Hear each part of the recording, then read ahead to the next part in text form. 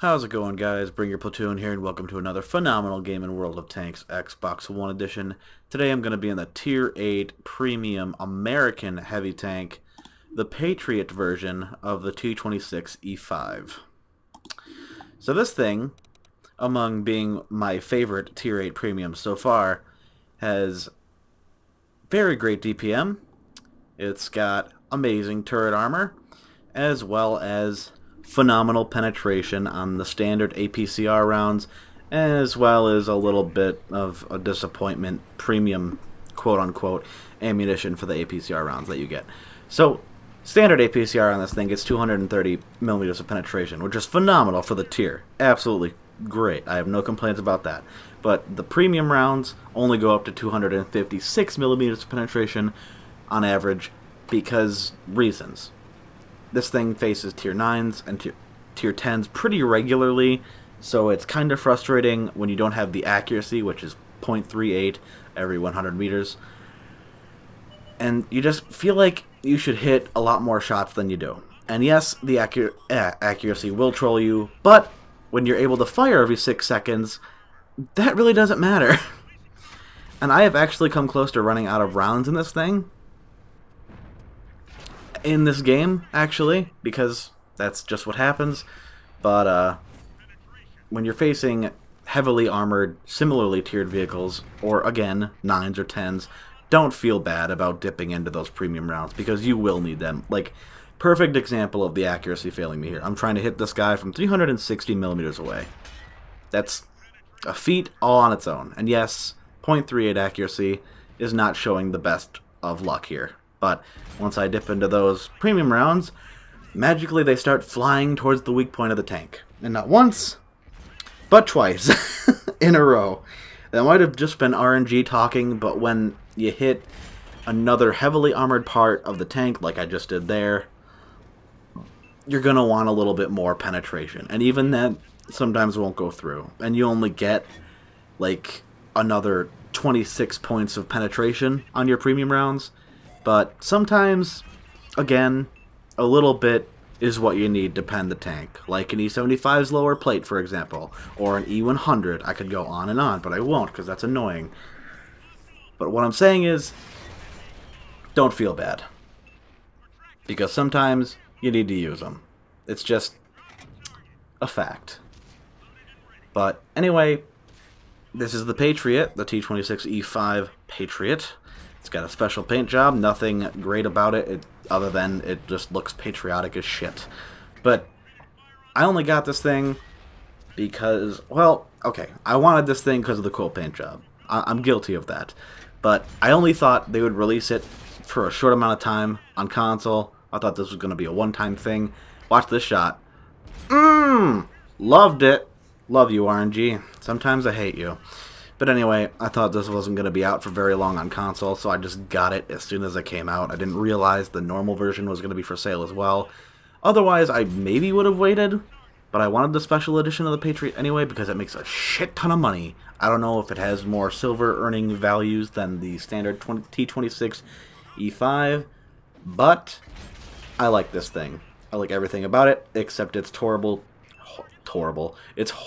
turret traverse, which doesn't seem that bad, but just it's really slow for an American tank. It just feels slow, and once it gets damaged, which it usually does when you get hit in the turret ring, it becomes a problem, because you can't really turn your fucking tank to face anybody. But as you can see, my standard rounds are just doing wonders against the Tiger 2's turret. I don't think he has the upgraded turret, but the Tiger 2 that I was facing before, I was penning his turret no problem. And not just in the commander hatch, in the face of his turret, which is phenomenal.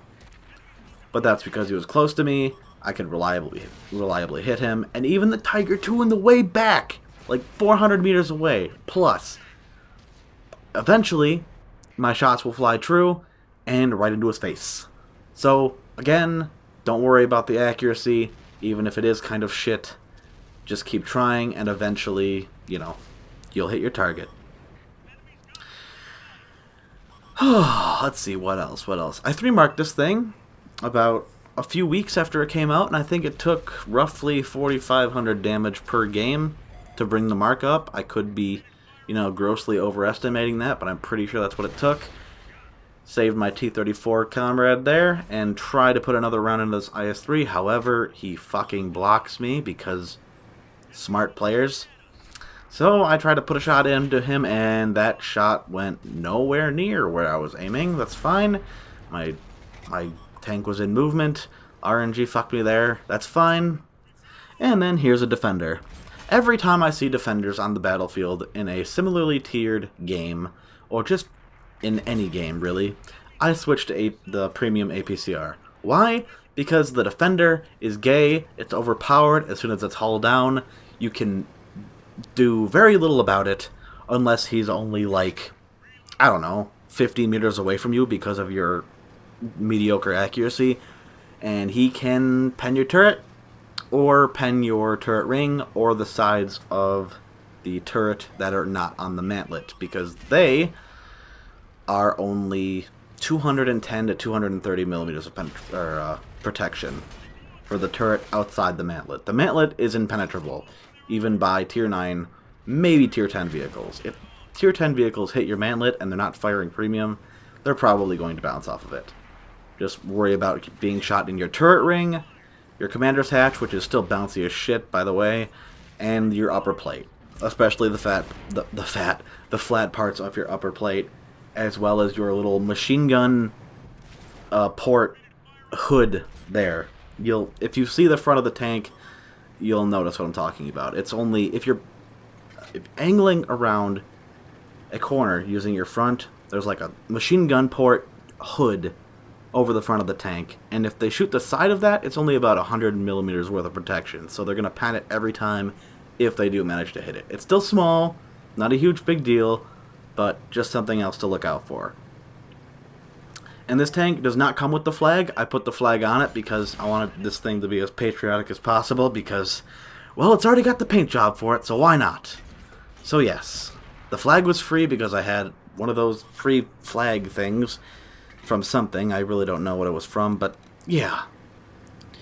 Another thing, being an American vehicle, this tank has a tendency to be set on fire. It's got a 20 or 25%, pretty sure it's 20% chance to be set on fire if hit in the engine, so be aware of that.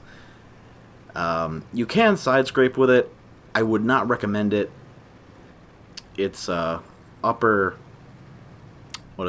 plate is around 200 millimeters of penetration if you hit anywhere, even in the flat part, which isn't bad, but the sides of it, like a lot of American tanks, sucks ass. It's not very armored, and as soon as you over-angle, you're just going to get ammo racked, or you're going to get set on fire. It's just not a good time. So do everything you can to avoid side scraping this thing. It works, it's just difficult to do, even when done perfectly. So avoid that as much as you can, use ridge lines to your full advantage, and just don't be afraid to take strong positions as long as you're not taking them alone.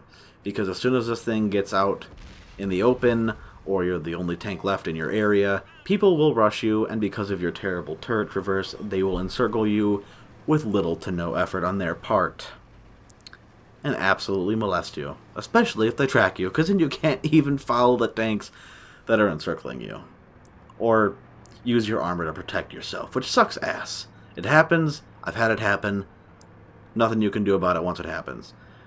But this is my second best game in this thing, and doesn't that 3 marks on this tank just look absolutely phenomenal? 3 stars in the striped area of the barrel. Oh, it's magnificent. For anyone who is questioning whether or not to buy this tank, I would highly recommend doing so if you want to shell out 50 bucks. Was it a wise purchase? I think it was. Considering this tank is borderline overpowered, well, it's really not, considering it faces 9s and 10s, and 9s and 10s can pretty much wreck this thing's shit when played against it properly. So, but it's a great tank to get. If you have the money, you're looking to buy a premium tank that'll make a shit ton of credits, this is probably the best tank to get. I don't know if there's another tank that shits out credits as much as this one, but I highly recommend it for that. So, Thank you for watching. Hope you guys enjoyed the gameplay and the commentary by me. And I'll catch you next time.